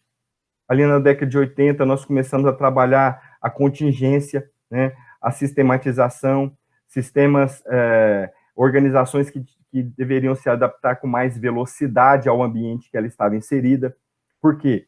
Porque o volume de concorrentes começou-se a ser disseminado, né? Então, quando a gente vê aqui muitos concorrentes, muitas empresas sendo inseridas no mercado, que a gente entende que tem pessoas querendo contribuir, pessoas abrindo seus próprios negócios, né? Pessoas querendo se tornar empreendedoras. E aqui a literatura para em 2020. A literatura para. Eu falei do Steve Jobs agora há pouco, né? No Vale do Silício acontecia a maior parte do desenvolvimento de tecnologia que foram compartilhadas com o mundo, né? Não sei se vocês já tiveram oportunidade de assistir o vídeo Jobs, né? Tem o livro também, mas o filme, ele relata uma história muito interessante de Jobs. Então, o Jobs, ele começou a inserir uma inovação no seu negócio, e, é claro, muitos tentaram copiar Jobs. Muitas empresas começaram a fazer a mesma coisa que Jobs estava fazendo. Muitas empresas começaram a investir em microcomputadores pessoais, né? Então, veja, na década de 90, ali no início de 2000, a Apple teve muitos concorrentes e chegou até quase fechar ali, né? Então, assistam o filme. Quem não assistiu ainda, assista o filme para vocês perceberem o quão interessante e o quão rico é o conhecimento e o quanto inspirador na área do empreendedorismo e na condução de negócios é o filme Jobs. Então, o que a teoria para de fazer? Em 2000, ela para de fazer. A teoria fala que não é possível mais identificar marcos. Né? Por quê? Porque a velocidade está sendo muito rápida. A internet, né? Os novos negócios digitais, eles fomentam um crescimento muito rápido e muito acelerado. Em 1995, um autor disse que os últimos 5 anos, em 2005. Em 2005, um autor disse que nos últimos 5 anos, ou seja, de 2000 a 2005, a sociedade empresarial evoluiu mais do que os últimos 50. Muito interessante isso. Quer dizer, a velocidade de mudança está rápida demais. Os negócios estão se adaptando de maneira muito rápida, né? O empreendedorismo no Brasil, ele foi fomentado pelo Sebrae, iniciou em 1990, o Sebrae, muito tímido, né, mas o Brasil viu a necessidade de incorporar uma instituição que apoiasse o desenvolvimento das organizações, o desenvolvimento das empresas. Por quê? Porque, como nós já tínhamos conversado aqui agora há pouco, as empresas estavam sofrendo pressões de organizações de fora e precisavam ser qualificadas, claro, né? Tiveram outros programas de apoio, né? O Gênesis, o Empretec, que também é do Sebrae, o Empretec, o Jovem Empreendedor, que também é do Sebrae, né? O Programa Brasil Empreendedor da época, do governo federal, vários programas surgiram como apoio ao empreendedorismo. Agora, hoje, pessoal, vocês imaginam a quantidade de cursos gratuitos virtuais sobre empreendedorismo? Incontáveis, não há como mensurar. A quantidade de linhas de créditos bancárias para investir em novos negócios. Todos os bancos têm uma linha de crédito para um novo negócio, todos. Na década de 90, ali, no iniciozinho de 95, as empresas começaram a aspirar isso. Os bancos começaram a aspirar isso de maneira muito tímida. Mas hoje isso virou uma bola de neve, um vulcão de oportunidades, né? Então, aquele que quer empreender, aquele que quer abrir o próprio negócio, hoje, ele tem uma vasta opção. Basta digitar no Google que vai vir infinidade de oportunidades de crédito, de financiamento, de sociedades, de cursos, de aprendizado. Ficou uma coisa incontrolável. Por isso, a velocidade na presença de muitas startups, né? Porque a informação está aí, livre, para quem quiser. Basta apenas o indivíduo ter uma chama dentro dele, ter interesse e querer investir em algo próprio, né? Assim, a partir da década, eu gosto muito, né? Eu gosto muito aqui desses próximos assuntos, por quê? E eu tomo muito cuidado, de repente, com algumas evidências, né? Por quê? Porque a palavra sucesso, ela começa a ser algo que está sempre em evidência, brilhando, né? Todo mundo está atrás do sucesso, todo mundo está atrás do êxito, todo mundo está atrás de ganhar dinheiro, todo mundo está atrás da aparência, todo mundo está atrás de alguma forma de aparecer. Eu tomo muito cuidado com todo mundo, porque, claro, é uma forma de expressão muito forte, e não é todo mundo. Mas boa parte das pessoas tem esse tipo de comportamento. E quando a gente se torna um empreendedor, ou como a gente se torna um empresário, né, que quer investir no próprio negócio, ou quando você se desempenha de maneira fabulosa dentro de algum tipo de organização, a gente começa a perceber uma vaidade muito forte em torno disso, e nós temos que tomar muito cuidado para não sermos frustrados. Olha o que traz aqui esse texto. Os empreendedores estão começando a ser encarados como homens e mulheres de sucesso, e tem vermelho por um motivo. Que devem ser admirados, reconhecidos e seguidos como exemplo de ousadia e aprendizado. Eu tirei isso aqui de uma frase da internet e colei aqui para vocês, para a gente só discutir. O que é sucesso? O que é sucesso? Sucesso é dinheiro? Sucesso é conquista? O que é sucesso? Depende muito, né? Mas o que a sociedade mostra é que sucesso é dinheiro. E nem sempre é isso. Sucesso é o negócio sobreviver. Sucesso é você conseguir atender a expectativa do seu cliente. Sucesso é manter seu negócio sempre mudando e sempre ativo. Sucesso é você ter taxa de crescimento. É você não ficar estagnado. Se você está tendo uma taxa de crescimento, você está tendo sucesso. Então, nós temos que tomar muito cuidado com a vaidade e com o distúrbio conceitual sobre sucesso. Por quê? Porque nós podemos ser frustrados, né, se nós incorporarmos somente a realidade capitalista do sucesso. Não estou dizendo que o capitalismo é ruim. Pelo contrário, eu gosto do capitalismo. Eu sou formado em administração de empresas. Tenho doutorado em administração de empresas. Então, sou favorável ao trabalho, sou favorável à conquista do próprio suor, sou favorável a isso.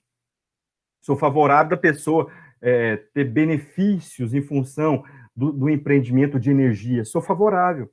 Só que muitas pessoas têm frustrado, e tem muitos amigos empreendedores, empresários, que às vezes são frustrados porque querem ficar ricos. E eu sempre comento, porque você tem sucesso. Às vezes você não tem aquilo que você gostaria de ter em função de vários elementos. Sua empresa tem muitos competidores, né? O mercado está em declínio no seu ramo de atividade, mas você tem sucesso, você tem mantido um crescimento estável. Você gostaria de estar muito além, só que às vezes isso está fora do seu controle, né? Quantas pessoas competentes que não têm empresas de grande porte, empresas, né? Com excelente projeção nacional. E quantas pessoas que não têm competência técnica e que chegaram lá por uma oportunidade, né? Por uma oportunidade qualquer. Então, veja, muito cuidado com isso, para vocês não se frustrarem, né? Para a gente não ser enganado com a teoria de sucesso a qualquer custo, sucesso financeiro a qualquer custo. Muito cuidado com isso, né? O empreendedor identifica oportunidades. Isso é fato. O empreendedor, ele identifica oportunidades. E, claro, transformam em negócios de sucesso. Isso a gente percebe de forma muito forte. E aqui, sucesso no contexto que eu acabei de falar para vocês, né? Um indivíduo, por exemplo, que montou uma empresa de embalagens para buquê de flores. Talvez ele não se torne a empresa que mais fatura na sua região, mas talvez ele tenha um crescimento constante nessa área.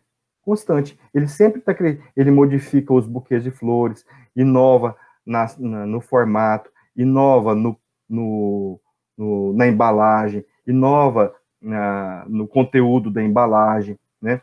Então ele pode fazer várias formas. Depois ele pode criar uma própria floricultura, né? Quer dizer, ele agregou valor ao negócio dele. Quer dizer, ele está trabalhando, viu uma oportunidade, transformou o negócio, né? E está avançando. Isso que é importante, está avançando. É muito arriscado você abrir um negócio e querer que ele exploda do dia para a noite, né? A lá Facebook, né? Não estou tirando o mérito do Facebook, pelo contrário. Se vocês assistirem também o filme, eu gosto muito de filme de empreendedorismo, se vocês assistirem o filme A Rede Social, vocês vão perceber que o negócio teve muito empreendimento de energia, né, dos jovens, daqueles jovens que estavam ali. Teve que ir atrás de investidores, né? Foram uma conquista atrás da outra. Por que eu citei o Facebook? Porque ele cresceu muito rápido, né? Cresceu muito rápido. Então, veja, muito cuidado com isso, né? E é claro que os empreendedores podem estar em qualquer área. Você pode ser um dentista empreendedor, você pode ser uma enfermeira empreendedora, você pode ser um gestor ambiental, você pode ser um agrônomo, você pode ser um zootecnista, você pode ser um veterinário, você pode ser um engenheiro, um administrador, um contador, uma pessoa da área da computação, né? Você pode ser um profissional de diversas áreas atuando, né? Um profissional da área do direito. Quantos amigos, colegas que são advogados e empreendedores, que estão empreendendo e estão logrando êxito em suas atividades, né? Então, veja, o empreendedor pode estar em qualquer área, em qualquer momento. Eu quero compartilhar com vocês o vídeo do Silvio Santos. É assim, ó. O vídeo é um vídeo que está aí no YouTube, eu vou colocar para vocês aqui, já tem certo tempo. Esse vídeo deve ter uns 8 anos ou 9 anos atrás. Esse vídeo foi de aniversário de 30 anos do SBT. Esse vídeo mostra o Silvio Santos compartilhando um momento ali de descontração dele. Ele nunca dá entrevista e naquele momento ele deu. De maneira bem informal, ele falou. Ele falou sobre a competição dele com a Globo. Naquela época, ele respeitava muito a Globo em termos de competição. Vocês vão entender por quê. Quem ainda não assistiu o vídeo vai entender por quê. Ele falava assim, olha, eu tentei competir com a Globo para trazer o futebol para o SBT várias vezes. Nunca consegui. Incrível, porque agora ele conseguiu, né? Incrível porque está sendo veiculado o futebol no SBT. Então, quer dizer, que maravilha, né? O Silvio Santos permaneceu vivo e forte para presenciar um sonho que ele sempre teve. Mas, eu quero que vocês assistam esse vídeo e percebam, nas entrelinhas, como que ele iniciou, onde ele chegou, como que ele tem a filosofia de empreendedor, quer dizer, ele é muito próspero, mas tem uma filosofia de vida de classe média. Como que ele vê a criação dos filhos e qual que é a relação de respeito que ele tem com o capital, né? Assista, por favor. E assim mesmo, descontraído, Silvio Santos falou para quem estava ali. Nós de televisão estamos vendo que por mais que a Record queira se aproximar da Globo, em todos esses anos ela não passou de 11 pontos e ultimamente ela tem caído para 10, para 9, para 8 pontos, o que significa que o público dificilmente vai deixar a Globo. A Globo é um muro e ultrapassar este muro a gente só consegue de vez em quando. É claro que se você tem um jogo de futebol entre o Corinthians e o São Paulo na Bandeirantes, pode dar 30, 40 pontos, mas no dia seguinte as pessoas voltam para a Globo. Enfim, a gente já sabe que lutar contra a Globo, na minha opinião, é impossível. É impossível.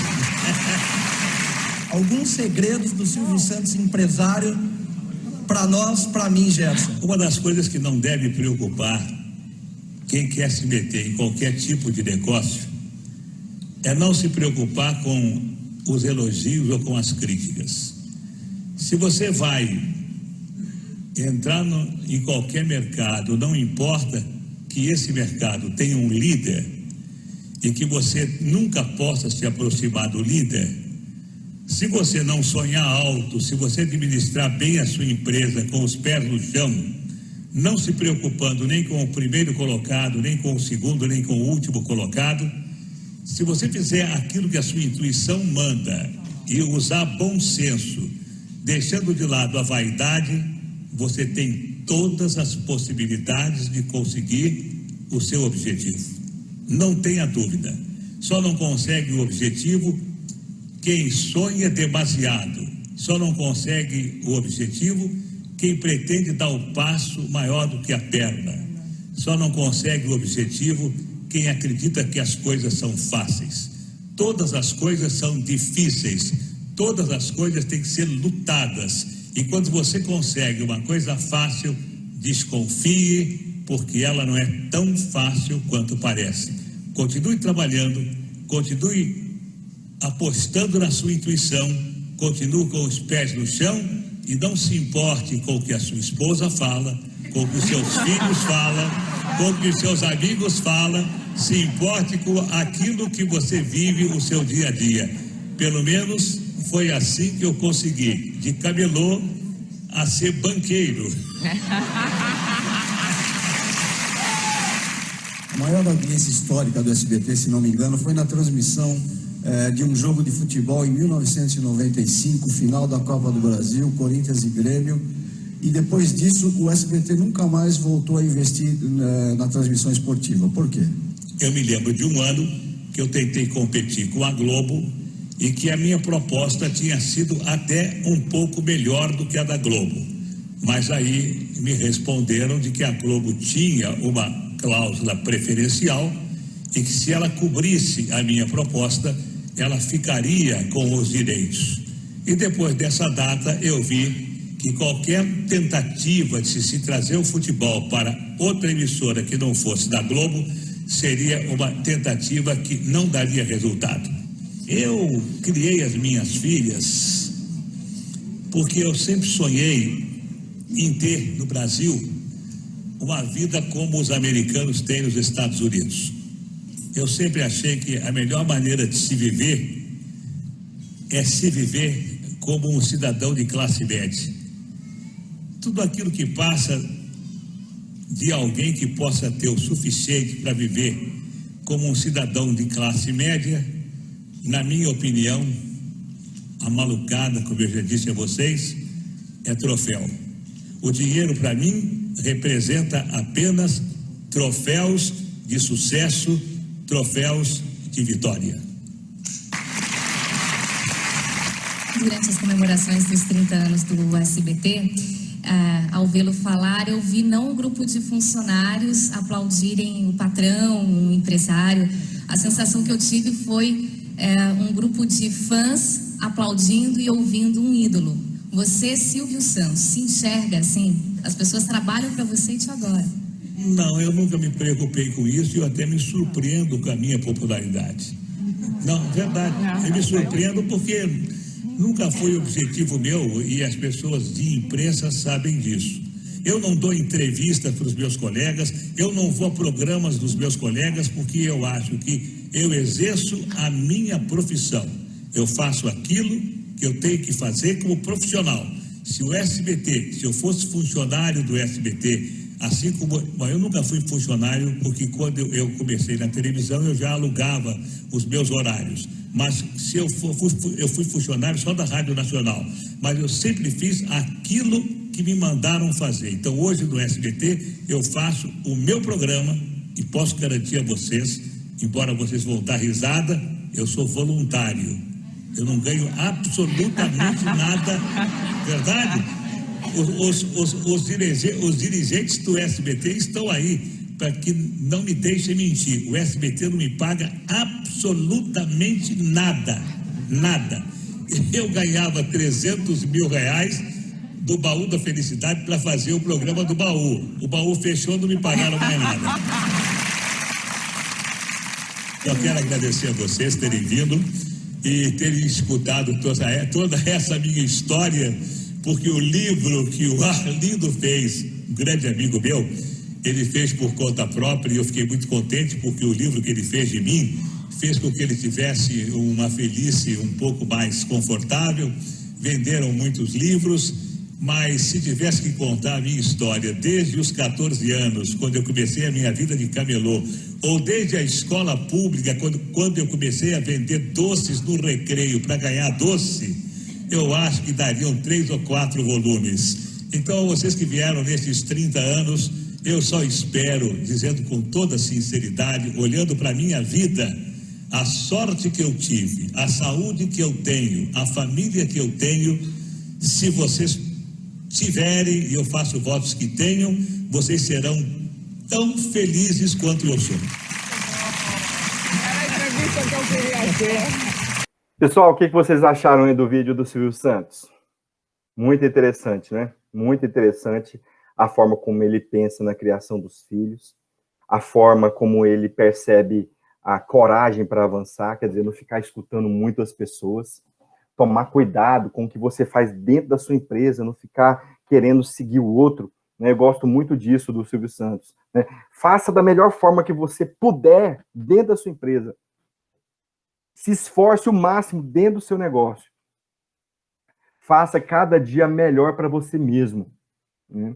Eu acho muito interessante mesmo, essa forma de condução dessa reportagem. Se não me engano, o SBT já deve ter aí 9 anos a mais do que foi postado aí nesse vídeo. Então, deve ter de 8 a 9 anos aí, pelo menos, o vídeo. A questão aqui agora, pessoal, é entender alguns elementos, bem rápido, na verdade, sobre o empreendedorismo, né?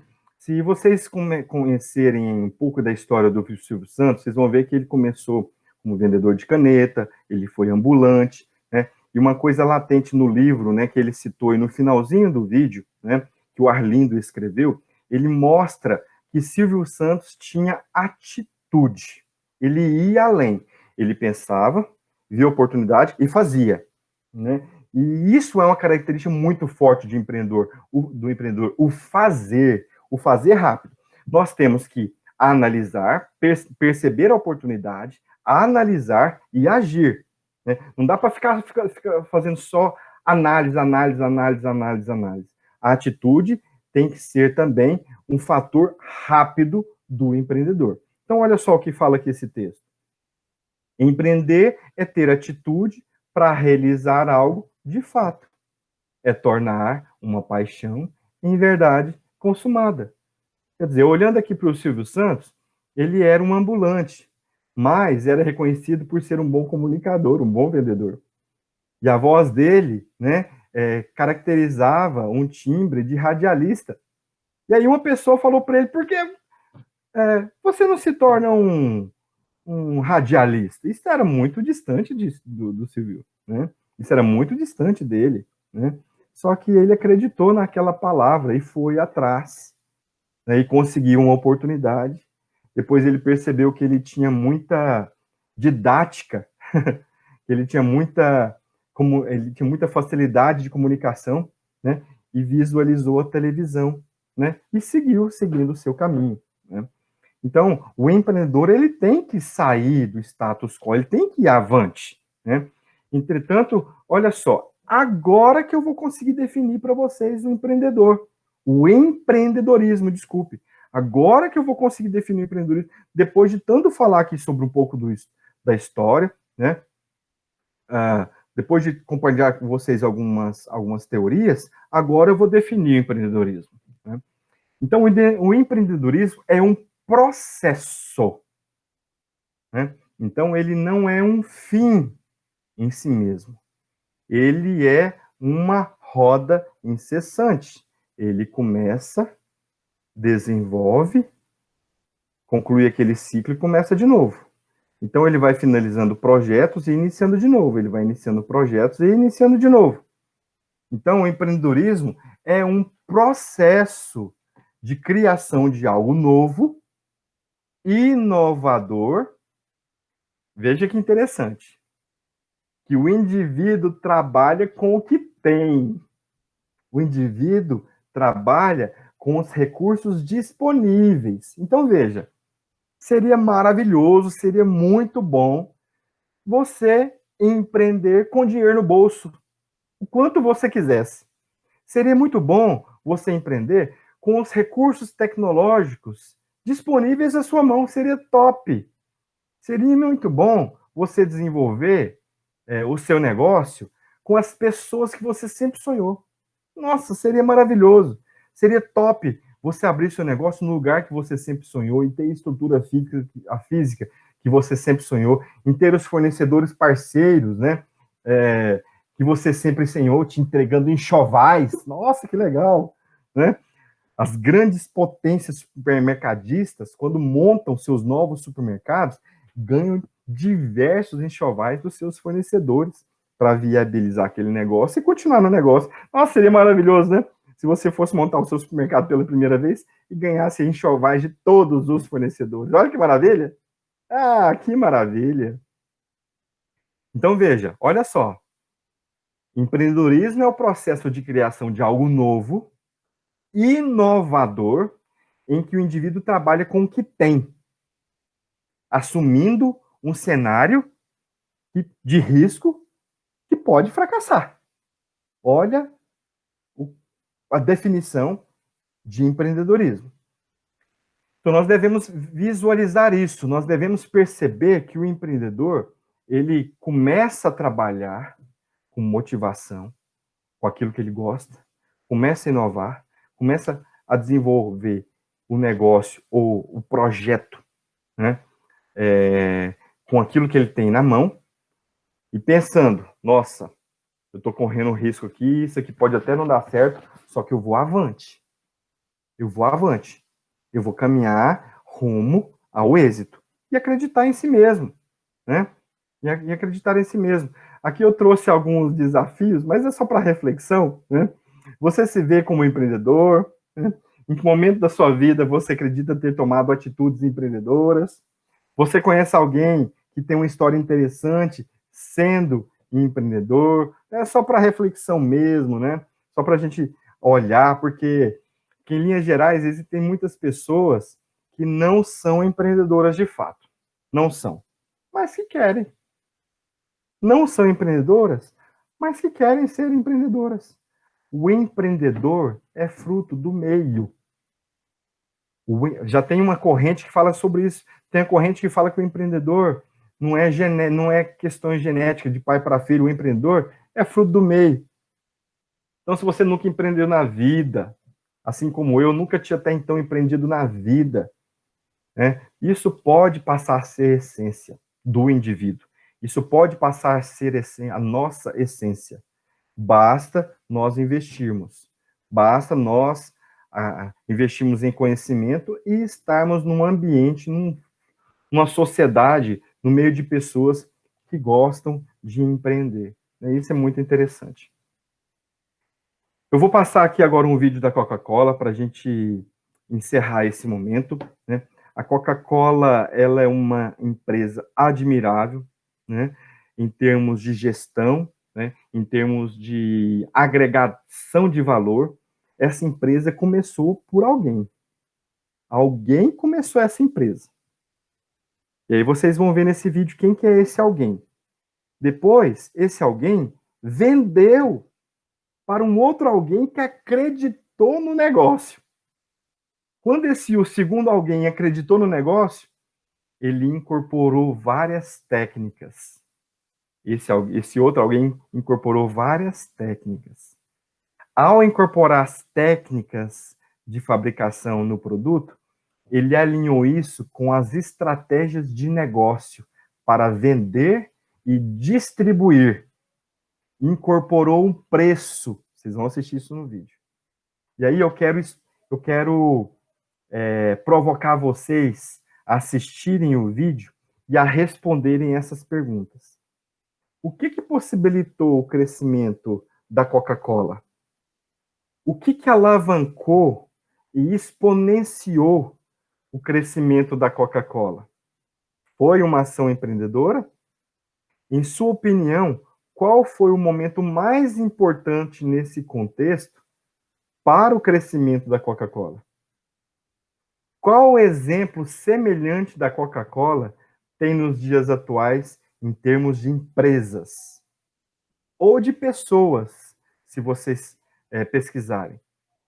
Quais foram os principais desafios da Coca-Cola crescer, na sua opinião?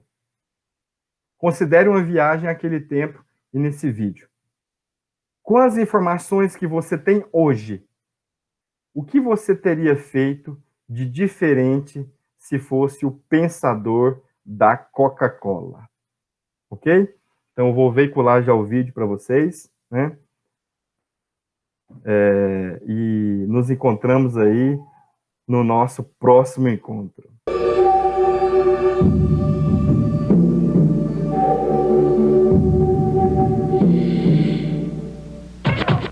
Por que milhões de pessoas ao redor do mundo agem assim? Porque buscam prazer? Porque querem se refrescar? Porque desejam sabor?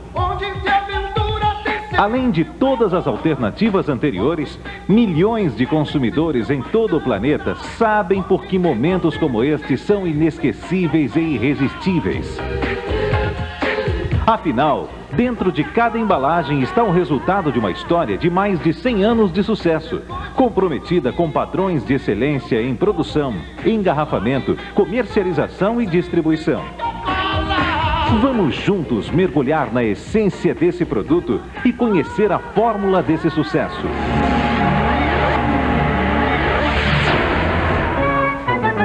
A década de 1880 trouxe grandes novidades para os Estados Unidos. A Estátua da Liberdade era inaugurada. O telefone interligava Nova York a Chicago e Thomas Edison desenvolvia os primeiros filmes cinematográficos. Em maio de 1886, o farmacêutico John S. Pemberton surpreende Atlanta com uma outra novidade. Ele cria um xarope de cor caramelo e na Jacobs Pharmacy mistura sua criação a água carbonatada e gelo. O resultado foi apreciado por todos os presentes: Coca-Cola. O nome e sua grafia foram criados por Frank M. Robinson, o guarda-livros de Pemberton, que era aficionado por aliterações. Aliteração, substantivo feminino, repetição de fonemas, letras ou sons no início ou no fim de cada vocábulo. Uma tendência muito em moda em Atlanta, na época da criação de Coca-Cola, estimulando viagens pelo alfabeto que davam nó na língua. Em 1888, Asa G. Candler é um dos primeiros a perceber a popularidade da nova bebida. Ele adquire a fórmula e os direitos de Coca-Cola e inicia a construção de um império. Candler acrescenta ao produto um preparado especial, que passou a ser conhecido como 7X, o mais protegido segredo do mundo. A composição produz um sabor único, diferente de todos os outros sabores. Determinado a difundir Coca-Cola, Candler cria uma infinidade de elementos promocionais como calendários, relógios, carteiras, canivetes, cartões postais, pesos de papel e muito mais. Ele associa ao sabor único, custo acessível e marketing vigoroso, gerando grandes volumes de venda. Para isso, veicula em todos os cartazes a marca Coca-Cola, a palavra beba, o preço de 5 cents e atributos como delicioso e refrescante. Já em 1895, Coca-Cola é uma bebida nacional, servida em todos os Estados Unidos por soda fountains, recipientes pressurizados que despejam o produto em copos servidos em bares, cafeterias e salões de chá. Mas Candler queria ir além. Queria chegar mais perto dos consumidores. Em 1899, Benjamin Thomas e Joseph Whitehead convenceram Candler a colocar Coca-Cola em garrafas de vidro. E como o produto engarrafado alcança um sucesso ainda maior em todo o país, muitas foram as tentativas de imitá-lo. Surge então um novo desafio: criar uma garrafa com personalidade única, assim como o próprio produto, com formato a ser reconhecido imediatamente, até mesmo pelo tato, e que permanecesse como identidade de Coca-Cola para sempre. Assim nasceu em 1915 a garrafa mais famosa do mundo, a garrafa Contour.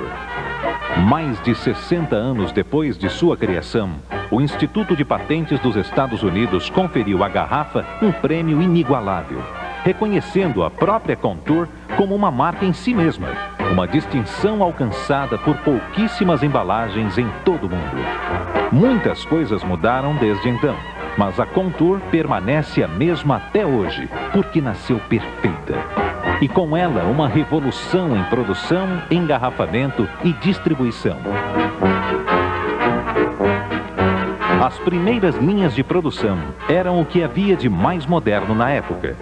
Além de obedecerem aos mais avançados padrões de higiene e eficiência, já atestavam o compromisso da Coca-Cola com a qualidade. Surgiram muitos engarrafadores dispostos a produzir Coca-Cola de uma forma que pudesse ser saboreada em todos os lares. A distribuição era feita em carroças puxadas a burro, por homens determinados a cruzar quaisquer fronteiras para garantir a entrega do produto. Com nova embalagem, engarrafadores e distribuidores, a Coca-Cola apresenta um crescimento espetacular. Em 1919, a companhia que Asa Candler comprou por $2.300 é vendida a Ernest Woodruff por $25 milhões. Já em 1928, a Coca-Cola inicia seu apoio aos Jogos Olímpicos, uma parceria com o esporte que permanece até os dias de hoje.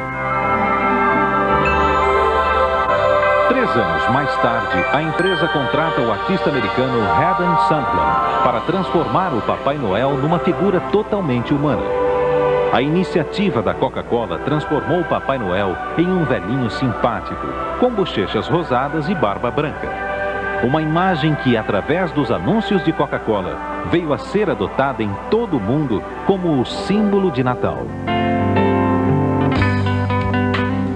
Mas determinada a estar sempre presente nos grandes momentos de nossas vidas, a empresa iria crescer ainda mais e mudar o mundo.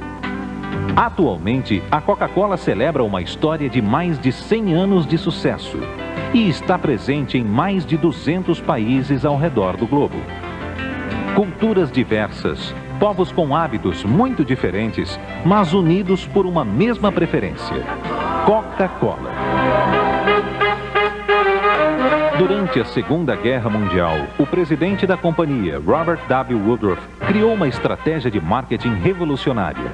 Prometeu levar Coca-Cola a todos os pracinhas aliados. Foi assim que a Coca-Cola, em 1942, chegou ao Brasil, pelos mesmos 5 cents de seu início, através das bases militares de Natal e Recife, que formavam o Corredor da Vitória. No início, Coca-Cola começou a ser produzida no Recife, na fábrica de água mineral Santa Clara, até que fossem instaladas as mini-fábricas, que nada mais eram do que um kit contendo equipamentos básicos para a produção. Na verdade, a primeira fábrica de Coca-Cola no Brasil é instalada no Rio de Janeiro, na rua Conde Leopoldina, no bairro de São Cristóvão. E o produto finalmente conquista as ruas da então capital federal em 18 de abril de 1942. O primeiro equipamento tinha capacidade de encher até 28 garrafas por minuto. Hoje, a realidade da Coca-Cola no país é muito diferente. Ao longo da década de 90, a Coca-Cola do Brasil torna-se a terceira maior operação da companhia no mundo. Conta com dezenas de unidades produtivas distribuídas estrategicamente por todo o território nacional. e avançados equipamentos capazes de encher até 1000 garrafas por minuto, que garantem a fabricação de vários produtos líderes na preferência dos brasileiros. São modernas fábricas que reúnem as mais sofisticadas soluções tecnológicas, visando garantir a excelência absoluta na produção, engarrafamento, comercialização e distribuição do produto. Tudo começa aqui. A água é purificada 3 vezes e em seguida misturada ao açúcar, formando o xarope. Depois é adicionado o concentrado, que contém a fórmula secreta, o 7X. E o produto é carbonatado, isto é, gaseificado com gás carbônico e está pronto para ser embalado. Existem 3 tipos de embalagens. As garrafas de vidro, que recebem o produto após cuidadosa limpeza que envolve os processos de lavagem, esterilização, verificação eletrônica de limpeza e controle de qualidade. As latas, que recebem também cuidados especiais com a sanitização. E as embalagens PET, que chegam à fábrica no formato de pequenos tubos, são aquecidas e sopradas para adquirirem a forma contour, e são higienizadas como as latas e em seguida são enchidas. Além disso, existe o post-mix, que como as soda fountains, no início da história de Coca-Cola, misturam a água límpida e gasosa e o concentrado no próprio ponto de compra. Todos os processos observam atentamente as normas mais rigorosas de higiene e sanitização, enfatizando sempre a qualidade. Em todos os detalhes, tanto aqui no Brasil como no resto do mundo, da produção até a execução de seus produtos, pode-se encontrar a mesma linha de conduta, o mesmo compromisso com a excelência absoluta que acompanhou a Coca-Cola desde sua criação. O mesmo espírito visionário que motivou os pioneiros da marca. A mesma determinação que impulsionou os primeiros fabricantes. Enfim, a mesma paixão que construiu esse sucesso estimula hoje a Coca-Cola também aqui no Brasil a trabalhar sempre e cada vez mais pela satisfação de seus consumidores, criando sensações inesquecíveis de muito prazer, oferecendo uma experiência irresistível, refrescante e um sabor único, presentes em todos os momentos em que se saboreia uma Coca-Cola.